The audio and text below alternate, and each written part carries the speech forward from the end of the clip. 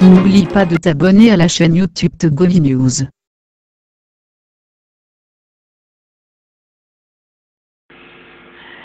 Et ce journal se poursuit avec le premier titre de ce journal. Le Front citoyen Togo Debout relance la remobilisation des populations en vue des prochaines élections dans le pays. Ainsi, samedi, militants de partis politiques ainsi que des responsables de certaines formations politiques, membres des organisations de la société civile, syndicats et des curieux se sont mobilisés en grand nombre à Hanoukop et à Kassimé pour ce meeting. Et au cours de ce rassemblement, les responsables du Front citoyen Togo Debout ont saisi l'occasion pour informer et sensibiliser les populations sur ce qui se passe dans le pays, notamment la situation sociopolitique au Togo. Le lendemain du 20 décembre 2018, dans tous les secteurs, la parole a été laissée donc à la population pour exprimer sa position sur la lutte et les défis de l'alternance.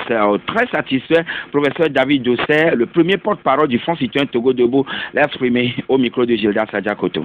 Civils comme militaires, nous avons le même pays, nous avons le seul pays qui est notre trésor inestimable. Et c'est ensemble, main dans la main, que, unis, nous parviendrons à obtenir le changement. Les partis politiques doivent être dans ce grand mouvement que nous voulons monter ensemble pour réussir enfin à faire le changement. Et notre espoir, c'est que cela ne constitue qu'une première édition. Nous voulons, dans les semaines à venir, pouvoir faire en sorte que, de façon périodique, la population togolaise puisse se retrouver quelque part pour réfléchir à Lomé, mais également à l'intérieur du pays. Nos attentes sont largement comblées. Pour une première, après toute cette phase d'attente que nous avons connue, après cette période où on nous a dit que les Togolais étaient découragés et démobilisés, nous avons vu aujourd'hui des centaines de Togolais mobilisés. Et comme nous l'avons dit, ce n'est que la première édition. Je suis convaincu que les semaines à venir, nous serons encore plus nombreux. Et cette grande foule va démontrer encore à la face de la nation, à la face du monde entier, que notre détermination, elle est inchangée. Nous sommes toujours sur le chemin de la lutte pour l'alternance au Togo. La convergence que nous appelons de tous nos voeux,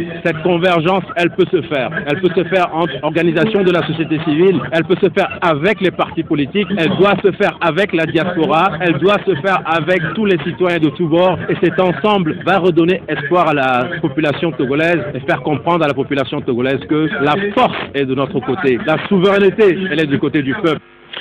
Pour l'alternance en 2020, le Front citoyen Togo Debout a appelé le peuple togolais à la détermination, à l'engagement et à l'unicité d'action et à la convergence, il vient de le dire. Mais avant le démarrage du meeting, samedi dernier, des bouquets de fleurs ont été offerts aux forces de l'ordre et de sécurité par les responsables du Front citoyen Togo Debout.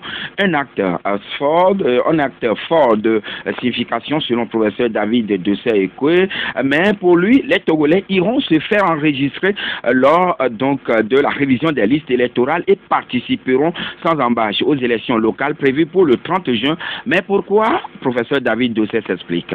En dehors de la détermination du peuple, il existe plusieurs moyens de la détermination, de la dynamique unitaire. Le régime est en train de serrer les boulons. Lorsque vous voulez marcher, on vous envoie marcher à Ebé. Comme si à Ebé, il n'y avait pas de riverains. Lorsque vous voulez marcher, on vous dit d'aller marcher à Toblé. La prochaine fois que nous voudrons marcher, nous allons choisir notre itinéraire. La Constitution nous donne le droit de manifester. Nous allons manifester pacifiquement. On a parlé des réformes. Tant que nous n'aurons pas atteint cet objectif, la lutte continuera. Et je voudrais nous inviter, mesdames et messieurs, très rapidement à réfléchir, à penser aux élections locales. Nous, en tant que société civile, nous avions dit, nous n'allons pas participer aux élections législatives parce que c'était une façon de donner raison à la CEDEAO. C'était une façon de légitimer la forfaiture de la CEDEAO. Cette CEDEAO est venue nous présenter une feuille de route.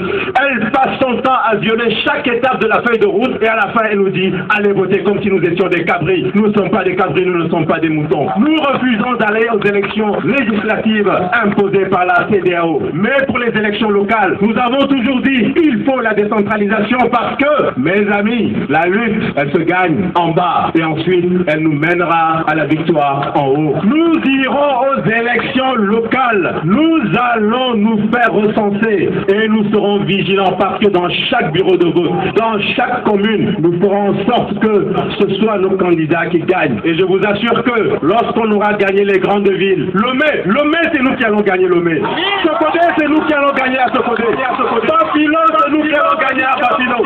Et lorsqu'on aura gagné ces villes, nous pourrons manifester jusqu'au jour où on aura obtenu ce qu'on veut. Professeur David Dosset, très mobilisé, très galvanisé le samedi dernier. Des responsables d'autres organisations de la société civile et des partis politiques ont pris part aussi à cette rencontre citoyenne. Et parmi eux figure le président national de l'ANC, Jean-Pierre Fabre, qui apprécie l'initiative et nous l'écoutons.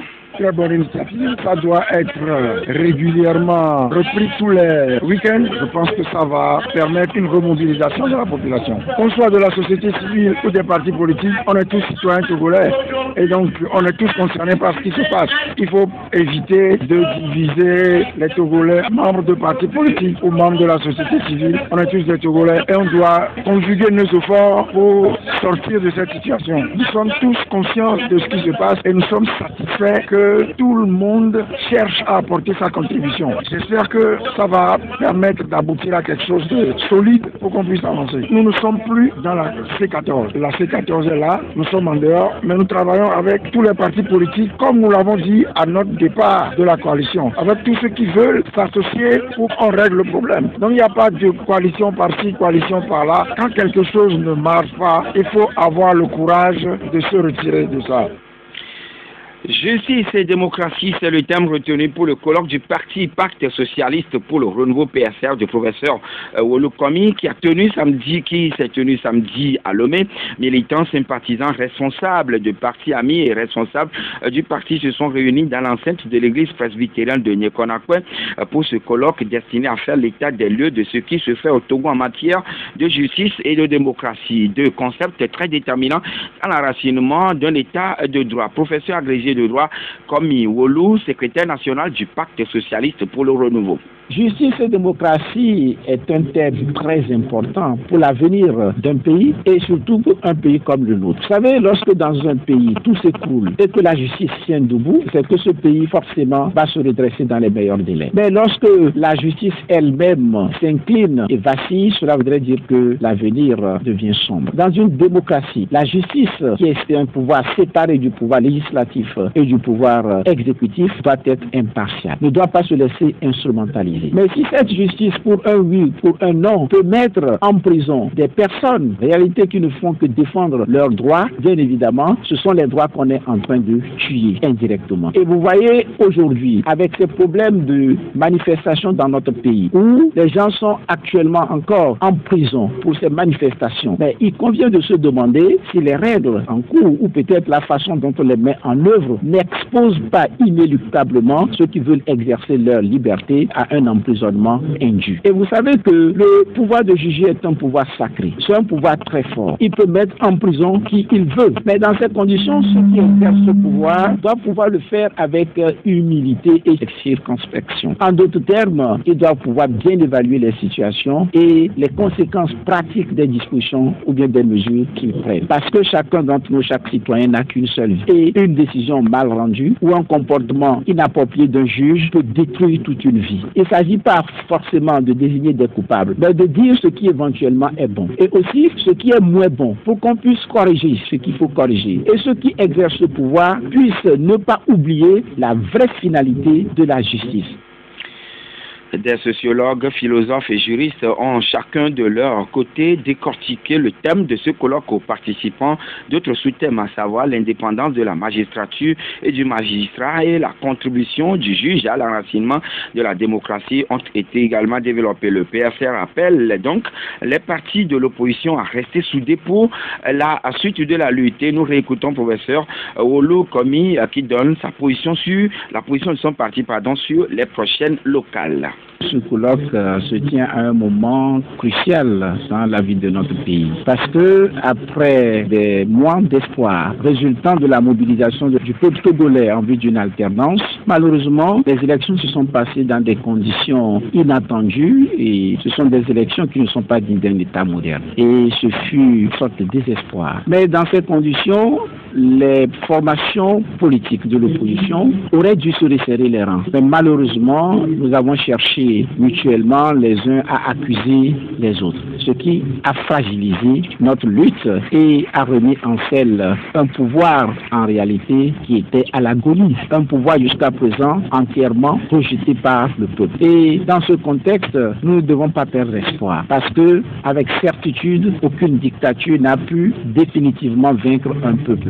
Ce sont des bas, ce sont des hauts, mais nous devons nous remobiliser pour pouvoir retravailler en vue donc de réaliser cette alternance. Le PSR et les prochaines locales, retenons simplement que nous faisons partie d'une coalition. Et cette coalition jusqu'à présent n'est pas fermée. Nous devons discuter avec les autres, y compris le régime, afin que ces élections ne soient pas encore du simple folklore. Il faudrait que ces élections permettent finalement, après plus de 3 décennies sans élections locales, que ces élections permettent de désigner des personnes qui soient en mesure véritablement de travailler comme il se doit. Mais si d'entrée il manque de légitimité, si d'entrée ils sont élus sans l'adhésion du peuple, cela voudrait dire qu'ils partent déjà handicapés. Et le pouvoir doit pouvoir le comprendre pour qu'ensemble nous puissions construire dorénavant les choses dans l'intérêt du peuple togolais.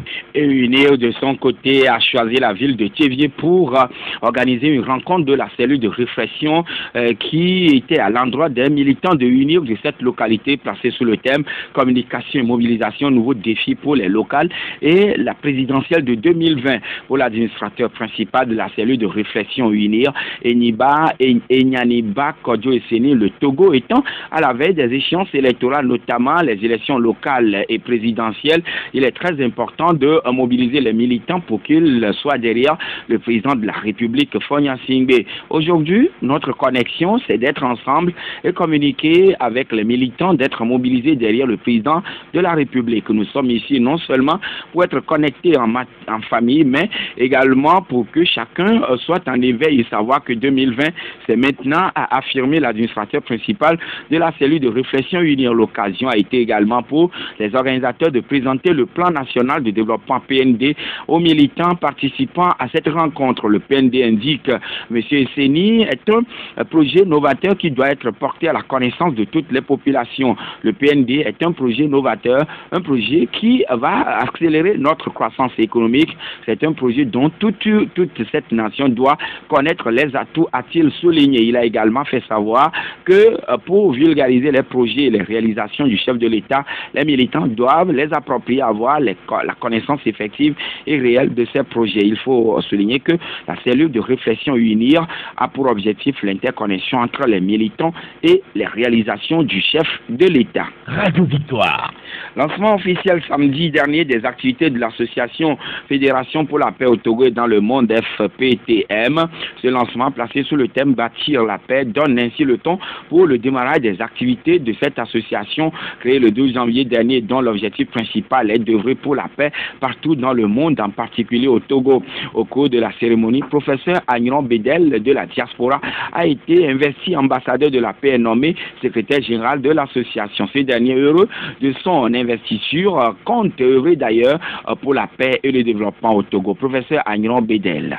Je suis très heureux, je suis un homme de paix et je pense que tout le monde œuvre pour la paix et chaque famille, chaque individu a besoin de paix et ça me fait beaucoup plaisir. Je suis de retour au Togo et je me suis engagé à travailler pour la paix, raison pour laquelle je suis rentré dans la fédération. Bon, il y avait déjà une fédération pour la paix, mais on sait la situation politique et sociale actuelle même au Togo nécessite de la paix. Donc pour nous, c'est fondamental, c'est nécessaire qu'on œuvre beaucoup pour trouver une solution à la paix, pour que les Togolais soient tous unis pour le développement de ce pays. Après ce lancement, les fondateurs de l'association ont promis plusieurs actions dans les jours à venir en faveur de la paix et le développement, ceci à travers les sensibilisations. Togbi Nukafu III, ambassadeur de la paix, président de l'association FPTM. Pour les problèmes de la paix, on va se promener de maison pour sensibiliser les parents parce qu'on a constaté que les parents sont à l'origine de beaucoup de choses. Il faut que ces parents changent de comportement. Il faut que tout le monde change de comportement sans exception pour qu'on se trouve dans une paix véritable et durable. La paix a plusieurs définitions, mais la définition la plus essentielle, la paix est un processus par lequel les entités divisées sont ramenées dans un état de compréhension d'intégration, de coopération et puis de vivre ensemble. Il y a le pardon et puis la tolérance aussi. Quand on arrive à tolérer, à se comprendre, à s'unir, je crois que véritablement il y aura la paix. La Fédération pour la paix au Togo a fait beaucoup de plans d'action dans l'avenir. Cette fédération promet faire des forages, des constructions d'écoles, des dons de part et d'autre, et aider les étudiants et puis les élèves. Ce plan d'action va dans le sens du développement. Il y a le problème de paix, mais il y a le développement qui l'accompagne. C'est sûr, ces propos recueillis par notre collègue Vidlakou Kofi Anani que nous bouclons cette première partie. Tout juste après la pause, nous allons retrouver professeur David Dossé-Ekwe. Merci d'avoir regardé la vidéo, abonne-toi et partage la vidéo sur les réseaux sociaux, Facebook et WhatsApp.